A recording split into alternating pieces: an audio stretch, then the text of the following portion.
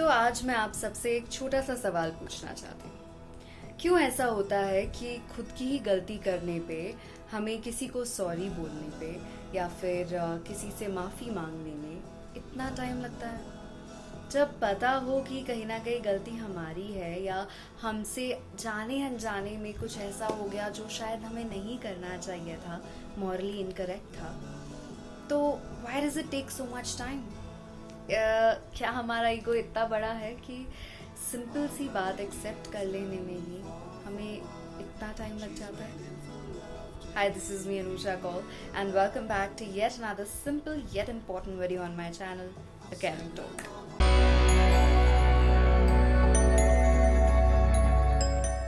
Now, before getting on with today's video, here's a little piece of advice and information from the sponsors of this video, Shubhi Tech. Thank you, Nusha, for addressing us as a sponsor of A Caring Talk. Hi everyone, my name is Priyak Sugar, a founder of a leading software development company named Shubhi Tech. In Shubhi Tech, we provide affordable softwares for governments, industries, small to large scale companies, business and individuals. Our services include like website designing, iOS applications, Android applications, management systems for schools, banks, colleges, hospitals, hotels, etc. And also we provide different services like cloud computing, digital marketing. To grow your business, it will help you. You can simply visit to our website. It's www.shubhitech.com. I just want to talk about this one little thing कि क्या होता है ना कि जैसे अब आप गलती से कुछ कर गुजर जाओ तो उसके बाद ना अक्सर मैंने ये चीज़ नोटिस किया अपने साथ भी और अपने आसपास भी बहुत लोगों से कि हम लोग एकदम से जाके माफ़ी नहीं मांगते, राइट? हमें बहुत टाइम लगता है, हमें बहुत ज़्यादा सोचना पड़ता है कि क्यों, क्या मैं जाऊँ, क्या मेरा जाना सही है, what will that person think of me, कहीं ऐसा तो नहीं लगेगा कि मेरी ही गलती है और इसलिए मैं माफ़ी मांग रहा हूँ। अरे अगर आपकी गलती है तो है ना, जाके माफ़ी मांगो और ख़त्म करो। वाई इज़ इट कि हम लोग हमेशा इस चीज़ में और इस कश्मकश में लगे रहते हैं कि पता नहीं मेरा प्रोजेक्शन सामने वाले के ओपिनियन में कैसा जाएगा। This has nothing to do with you being right or wrong.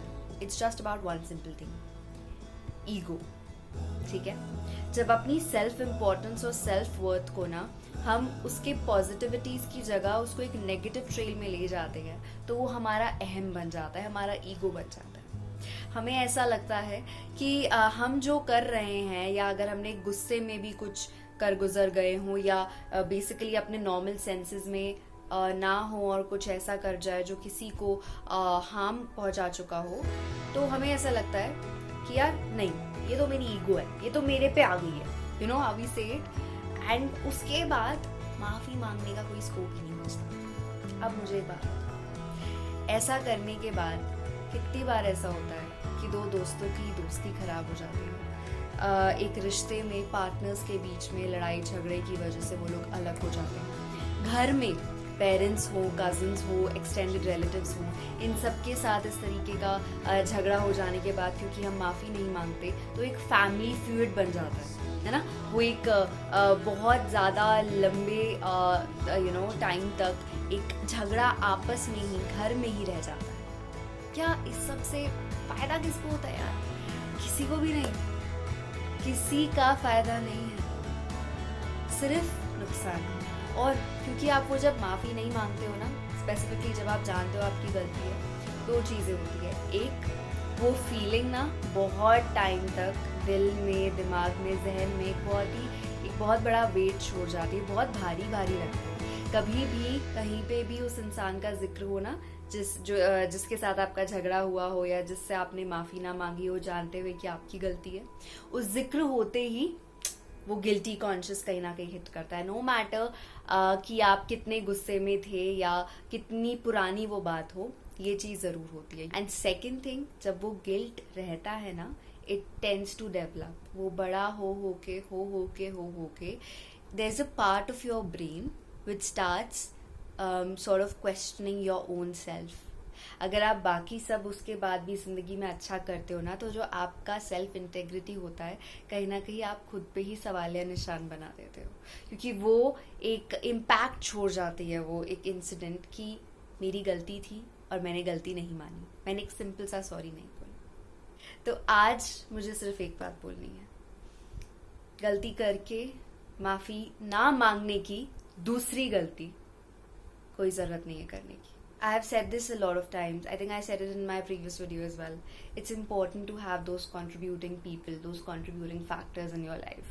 क्योंकि आप अकेले ये ज़िंदगी नहीं काट सकते। और पता है ज़िंदगी कितनी बड़ी है और कितनी छोटी पता भी नहीं होता ऑनेस्टली। तो इसीलिए कहीं ना कहीं अच्छी बात है ना, अगर गलती करो और अभी माफ़ी मांग लो तो कहीं ना कहीं वो चीज़ साथ लेके कहीं नहीं जाओगे, यहीं की बात यहीं ख़त्म करके रहोगे, राइट?